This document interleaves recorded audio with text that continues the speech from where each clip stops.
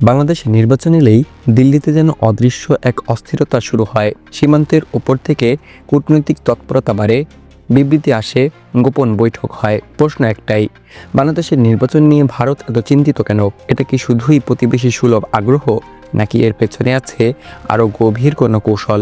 স্বাধীনতার পর থেকেই বাংলাদেশের রাজনীতিতে ভারতের প্রভাব অস্বীকার করার উপায় নেই। বিশেষ করে গত দেড় দশকে আওয়ামী লীগ সরকারের সঙ্গে ভারতের সম্পর্ক ছিল অস্বাভাবিক রকম ঘনিষ্ঠ।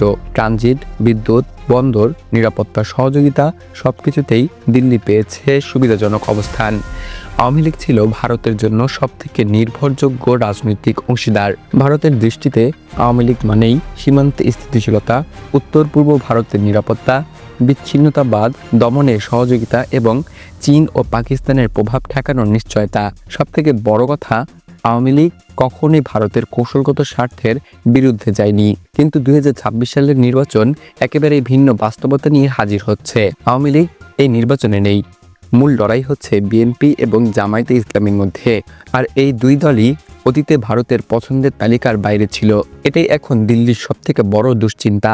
ভারতের দৃষ্টিতে বিএনপি মানে চীন এবং পাকিস্তানের সঙ্গে ভারসাম্যপূর্ণ সম্পর্ক, আর জামায়াত আদর্শিকভাবে ভারতের জন্য অস্বস্তিকর। অতীতে বিএনপি সরকারের সময় ভারতের সঙ্গে সম্পর্কে টানাপোড়েন ছিল।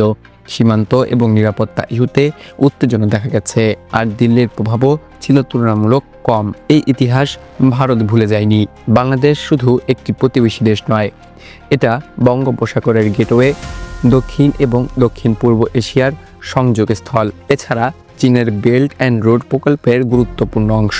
ভারতের ভয়, নতুন সরকার এলে বাংলাদেশ চীনের দিকে আরও ঝুঁকে যেতে পারে, আর তাতে ভারতের কৌশলগত অবস্থান দুর্বল হয়ে পড়বে। বাংলাদেশের নির্বাচন নিয়ে ভারতের প্রকাশ্য বক্তব্য যতটা নরম, ভেতরের হিসাব ততটাই কঠিন।